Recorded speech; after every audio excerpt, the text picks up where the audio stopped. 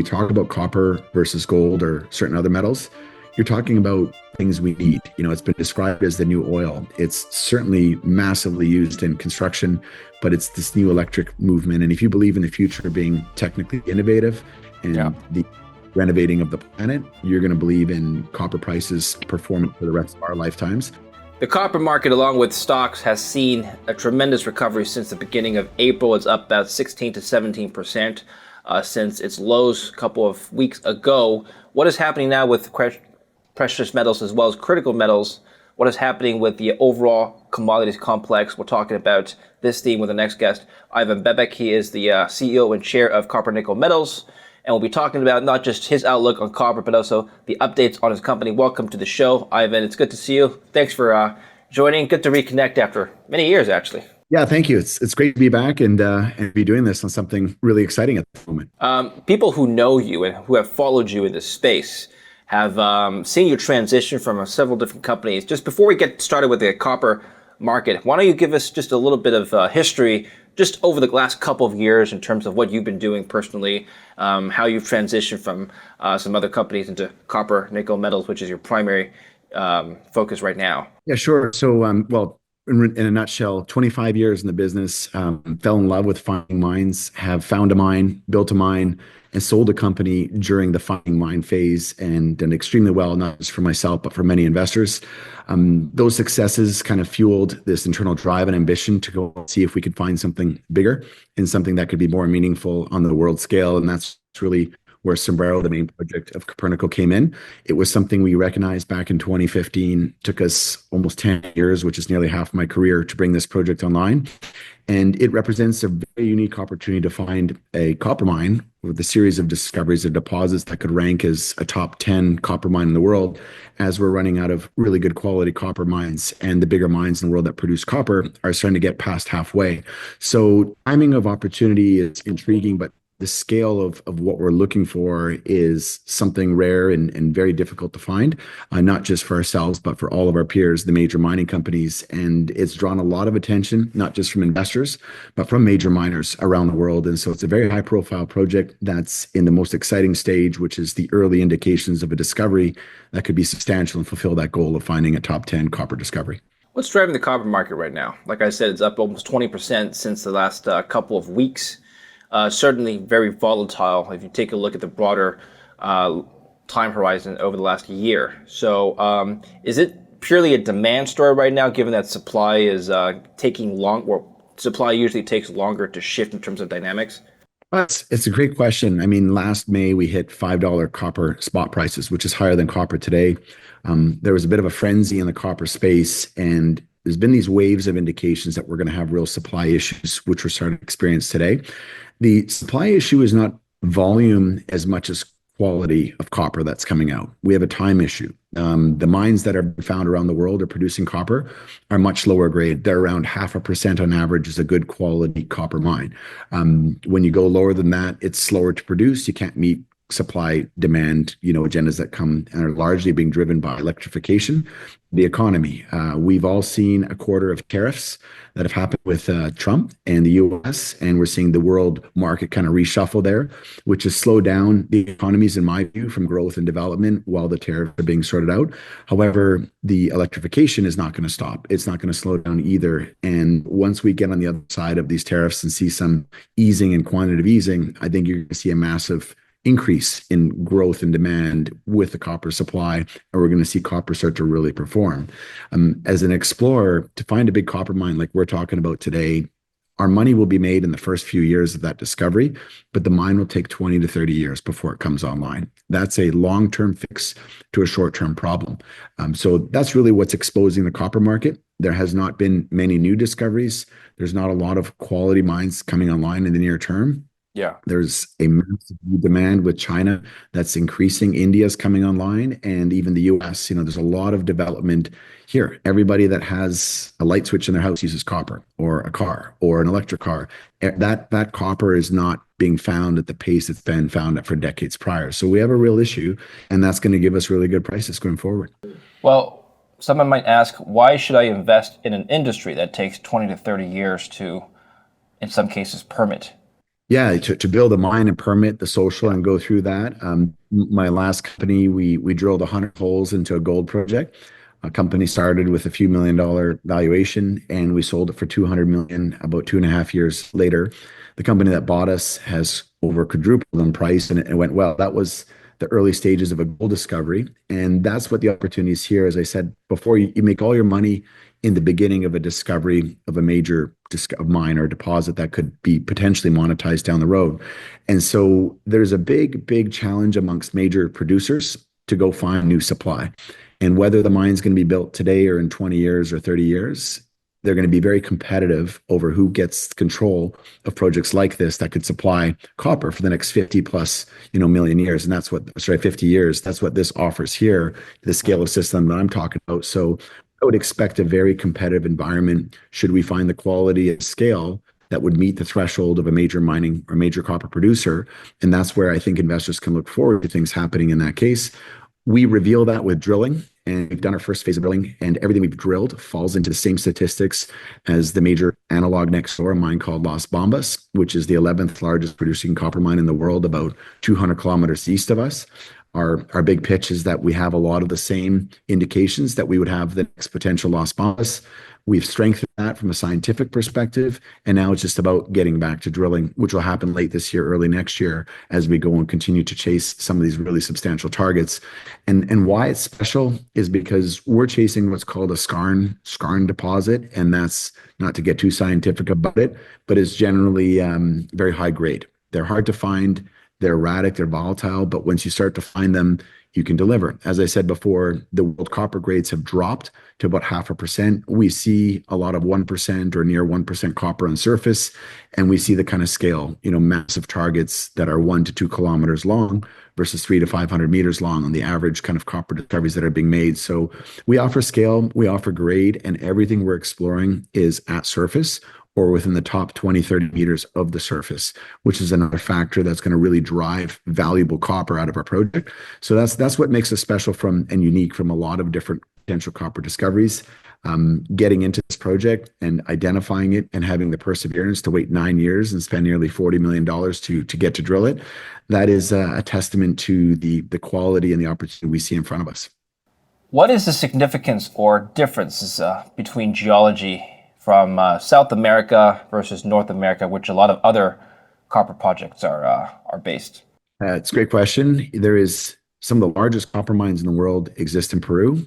Peru is the second largest producer of copper, around second or third next to Chile. And so the scale of the mines that are being found in Peru are offering 50 to 100-year mine lives of what's being found. And so that's unique.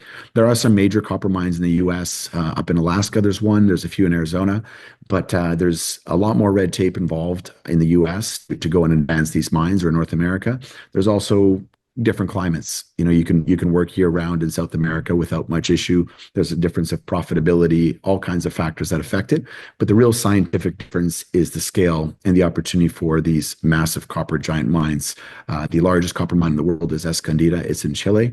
A few other ones, number 3 and 4, are located in Peru. And so that's what we're chasing. We're chasing something due to the scale of the mines around us being some of the largest in the world. And that's what our evidence is pointing us in the direction of potentially having. I had a conversation with a friend the other day, and we were talking about takeouts in the junior discovery space, not just for copper mines, but also gold and silver. But let's say copper mines in particular. When a junior gets taken out, usually what is the M&A premium? Yeah, so that can vary. I mean, having sold a company without an actual resource, just 100 drill holes in the project, I think we've met the top of the premiums that you can reach without actually putting a statistical number on it. That transaction, the company was around $2 a share. We sold it for $3.60 by the time that transaction was negotiated, which is a tremendous premium. 40% though is rule of thumb, what you can see from time to time. What really affects your premium is how many more targets do you have that could offer more discoveries? How big is the future potential? And in the case of our project, we have multi-generational discovery potential because it's 100,000 hectares. There are 6 or 7 major targets that could individually be major mines. When we start finding the first ones of consequence, the buyers, provided they're there, they'll understand that there could be five more of these or three more of these kind of major discoveries. And that's going to really shape a massive premium going forward. Second point I'll make here is when you're exploring for these things or looking to sell your company and monetize them, and that's certainly the plan. Nobody who explores should really build a mine. They should look for that monetizing event to move on to the next.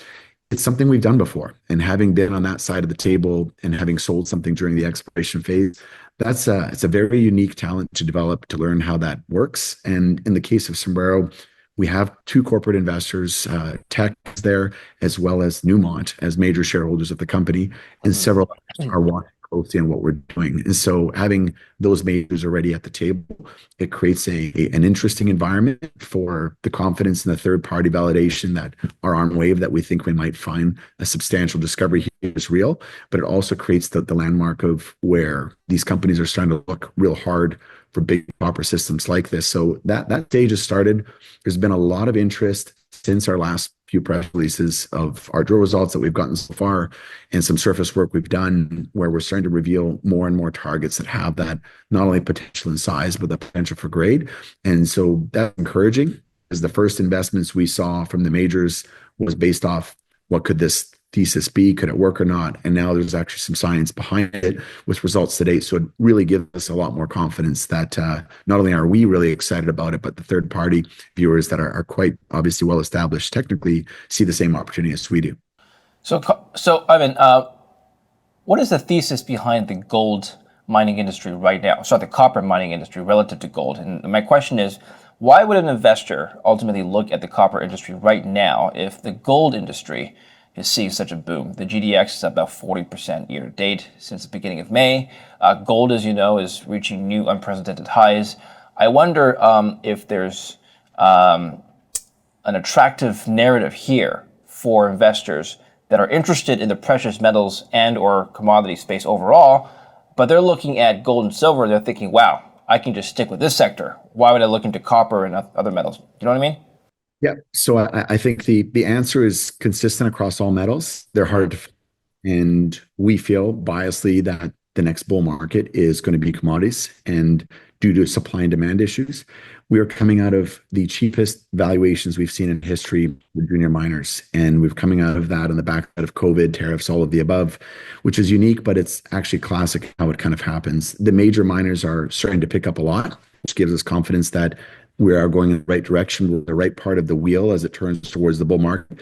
But on the junior side, it's a high risk environment and it requires a lot of capital. There isn't revenue in these companies, and we're seeing the cheapest valuation. So I would say price entry is extremely attractive.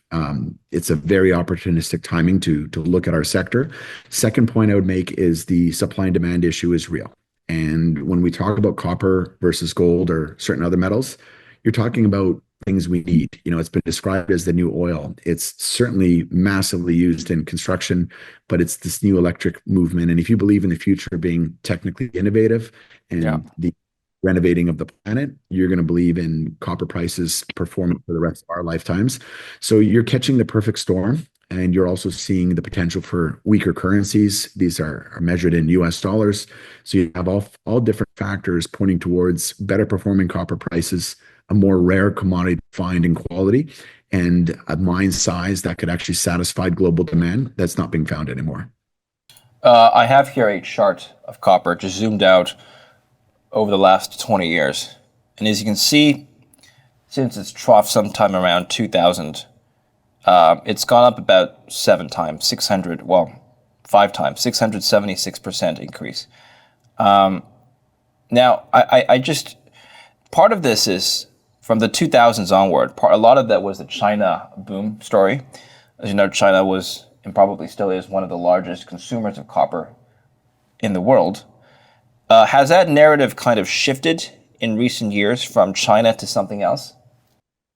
That narrative is getting stronger, actually, and India is coming on behind China.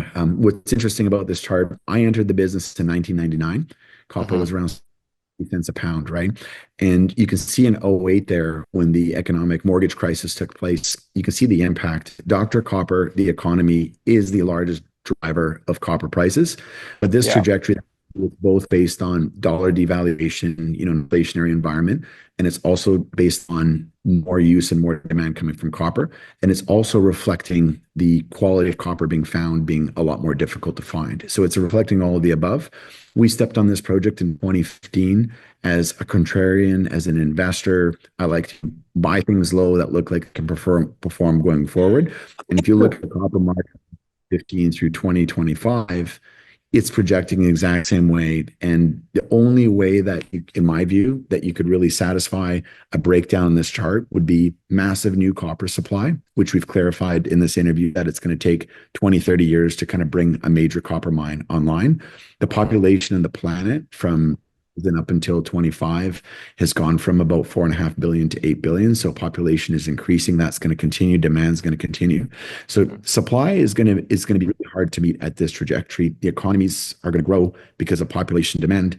And there's a lot more electric use for copper. And average electric car uses about 180 pounds of copper versus a typical one, which is about 40 pounds of copper. So that increase and the amount of cars and volume and technology that's being used. And if you look at the global infrastructure, New York, a lot of the airports across the US and other countries in the world, you're seeing a lot of renovation or need for it on things that were built in the 60s and 70s. They're getting to that point of where it's going to redevelop and expand and grow again, right? So I think we're facing some massive booms in the construction world that go well with a lot more use of copper.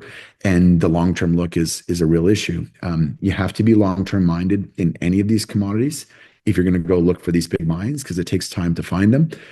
I don't think we could have picked a better timeline in history from when we did. We had a good enough copper market to fund ourselves to get to this stage. We're financed now, and then we're going towards one of the best copper markets in history, as you can see on the chart here, hitting all-time highs fairly recently, and it gives us the confidence that we're going in the right direction with the market. I want to show the audience something interesting, just so people can understand this. If I overlay the copper chart with the S&P 500, obviously the scale is a little bit different, but ever since 2020, you can see that in the past they've kind of moved in tandem, but not so much. I mean, there was a huge negative relationship between copper and the stock market all throughout the 2000s, but ever since 2020, they've been kind of moving in tandem. Can you explain this phenomenon that's relatively recent? And by recent, I mean just starting to happen in the last 6-7 years or so? Yeah, well, we'll look at what happened in COVID, right? Record easing, quantitative easing in history, right? And look at what happened to the real estate market. I mean, how many new houses have been built? How much development on the backside of that? So that actually matches in great correlation. Like they're working in tandem together with how things have gone. And so I think as far as that goes, you're just seeing this is more of the Dr. Copper, the economy driven price. We've seen a lot of growth in the economy since 2020, but it's working in tandem there, as you've said. And I think what's going to happen next is copper price, as you see here recently, it's going to start to detach and perform better as it has previously, because the ability of supply is going to be a lot different going forward. And that's going to be really interesting to watch the copper price just perform a lot better than the S&P, as you're kind of seeing in recent months here. I know, nobody knows the future, but is there a copper price in which you see the industry really thriving? In other words, once copper hits a certain level, you can start to see more projects come online, more capital flow into the copper projects, more M&A. Is there a particular level for you? Yeah, so if you look on your chart there, last year, in May, you can see that spike in copper right about there. And that environment there was when copper spot was above $5 per pound. That was a really critical event. That was driven by a mine in Panama that was shut down temporarily with the government with some issues there. And so the recent tariff-driven copper prices in the US, copper was trading about $700 more a ton than it was in London because of the tariffs that were being applied by the US. So it wasn't a real copper spot price there performing like that. When copper performs for long-term reasons or a mine shut down, that's a really different copper equity market. $5 spot copper is a very important number in my view, based on what I've experienced in the last few years in the environment for copper equities. And so I would look forward to north of $5 spot price on copper versus futures to be a benchmark event. I think $5.50, you're really into the bull market back again in the junior equities, which affects us the most and how we're going to trade as a premium. However, it's a kind of a tap on, tap off market. And when copper's below that, which it is today on spot, I believe around 430 a pound, we're at 485 here on futures. You see a very, very different market. So you've got to watch that and just be excited that it's going in the right direction. Any kind of unforeseen disruption in any of the major copper mines in the world will give you a black swan event to an extent where you could see a pop in the price, increase in equity demand. But if you could go forward into the future for 1 or 2 more years from this chart here, I think you're going to see copper get closer to $6 or $7 a pound. And that's where I think the really exciting part of the copper market is going to come. And having been in this business for 25 years, when you looked at when I entered it back in 2000, 2001, with gold, copper prices, everything so cheap, a lot of companies were trading in the pennies, 10 to 15 cents a share, that went to 10, 12, $20 a share. And this is when you have to buy if you want to capitalize on it. And from a buying perspective, yes, I'd rather be early than late because the liquidity to get long, decent positions is much harder when turn. And in companies like ours, if we start to reveal, significant discovery, we get our permits we're waiting for, we start to have these really positive events that come unexpectedly, it's going to really reshape the way we perform into a rising copper market. But I think the theme of this chart is perfect for a rising copper market, and that's where we're headed. So anything we find, we think we'll be able to trade at a very good premium going forward. Is there a scenario in which you see copper at $6-7 a pound, but the S&P much lower? In other words, they diverge. Now, that would probably indicate that the economy is not doing so well, but maybe copper's up for supply squeeze reasons. Can you see that happening? That would happen in the case of one of the major copper mines shutting down, and Okay. that's where you're going to see divergence there. But in general, I think the S&P is going to grow as it has Yeah. continually. It's moving in the same direction. I just think you're going to have a separation between the copper price as supply becomes more of an issue. And I believe as that becomes more of an issue, you'll get a better premium on copper. But it will follow the general trend of the S&P 100%. So then what's the thesis behind investing in a copper mine itself, not just copper? I mean, you've outlined an excellent thesis for why investors should look into the metal. So why should we look into a stock? So the stock is a derivative of what you might find of potential future value. My Mhm. first company was started at 40 cents a share and it went to $9 per share, finding a 5 million ounce gold discovery in Africa.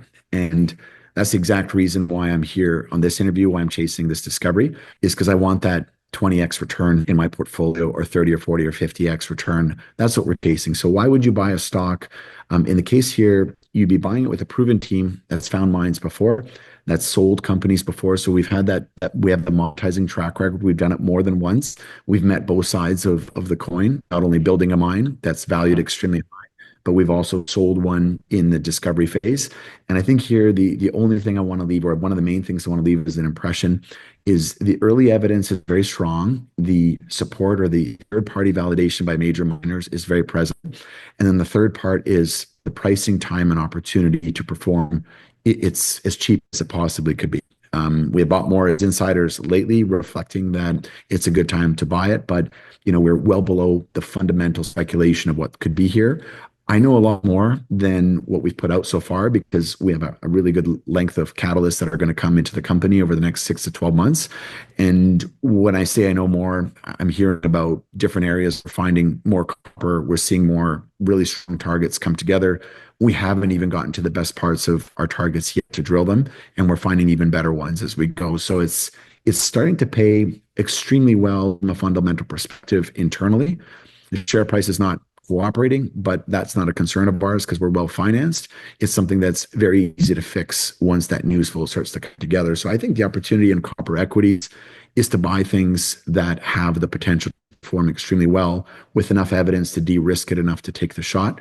The biggest knock against junior copper equities is capital because they're very expensive projects to advance, and it's very difficult to raise capital for junior mining equities. We are financed through next June.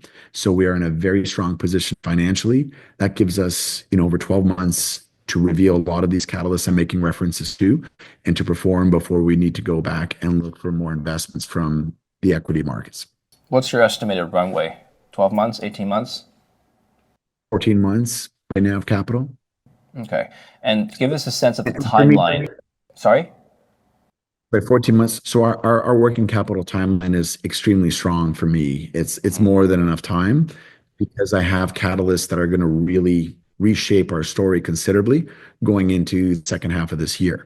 So I have plenty of time. We have plenty of time to deliver on some great revelations with this project that are going to really put it back to the top center of everyone's screen is looking for the world's next major copper discovery. Can you give us a sense of the timeline of your projects and your drilling and which phase you're currently in, which phase you will be in the next couple of years, and basically how shareholders can expect you to add value in the next 24 to 48 months? Yeah, so it's in the discovery stage, and I would Hmm. say the advanced discovery stage. And what that means is there's enough evidence. We've drilled about 20 holes. We've learned a lot about the system. We've got a much stronger understanding of what could be there and the probability of what's there. We also have found areas that have tremendous, much more obvious potential from surface. You can actually sample the rock you're going to drill, and we're seeing some potential incredible grades to come out of this project. So advanced discovery means it's not pie in the sky. What if it's there or not? We're at the stage of we know it's there, we know it's very present, and we see potential for this to occur in the volumes that would make the scale that would compete with some of the larger copper mines in the world. And now it's just a matter of time for drilling. So the big catalyst that people are going to see, they're going to see more targets. We have about 6 of them where we've sampled and talked about 3 of them so far. So they're going to see 3 pretty significant targets come online between now and fall. They're going to see a big advancement in our permits. Permitting in Peru is slow. That's the one caveat. Not everything's perfect in any company or in any project, but Hmm. we're going to see a lot of advancements in permitting. We're going to be very public about those as we move ahead and as we get more access into more regions that have some of these big targets in our large land positions. So the market's going to be really informed of probability, potential, and scale that just keeps building a very, very big pipeline. On that same point, as far as performing on the share price, it's now at the stage of waiting for that next phase of drilling that Yeah. occurs likely Q4 or Q1 of next year. And that's going to be the best catalyst that we can all look forward to.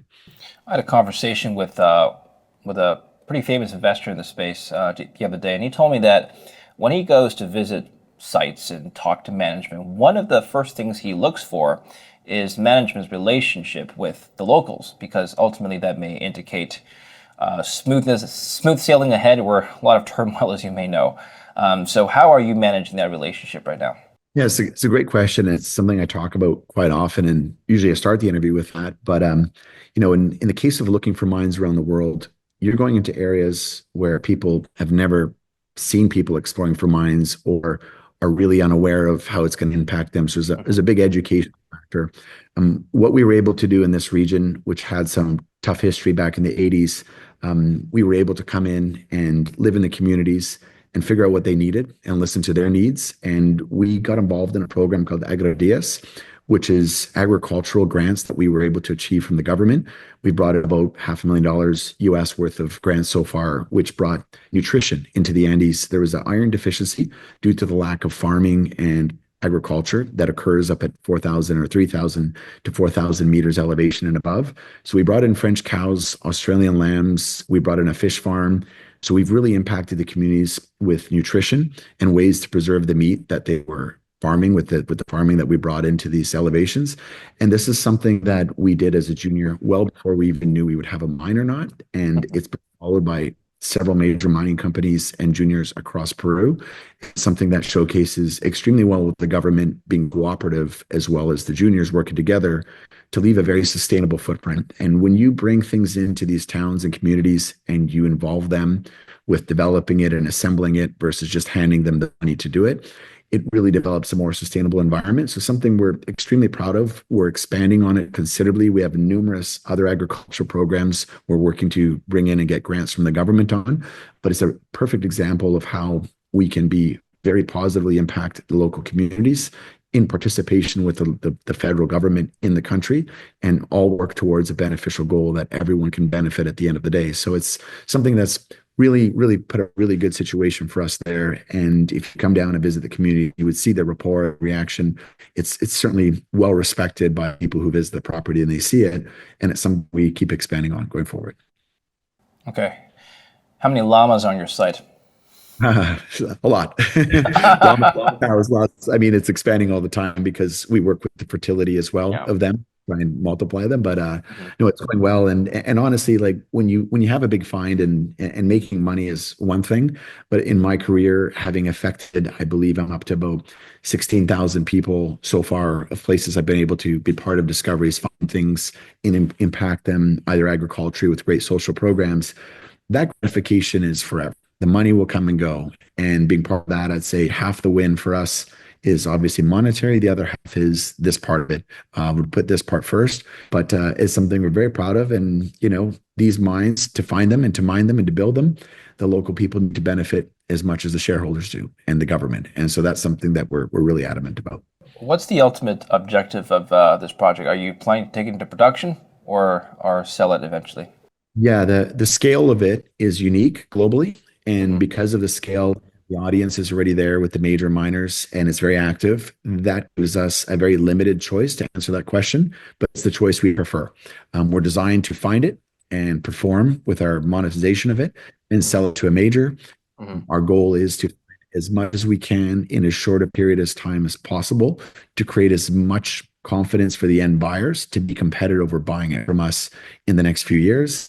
Timeline here, the longer we get to hold on to it, the more value we see we can reveal on it based on the current science and the geology of what we're seeing.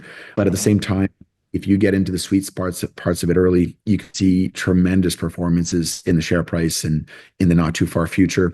I think that a 1 to 2 year timeline is a perfect timeline to look forward to something that could, from current prices, perform Yeah. consecutively with discovery aggressively. It could perform, and so yeah, timing is everything in investment. And right now we're at the bottom of our share price, at the best point of the company in terms of opportunity, and the best point of the next wave of catalyst.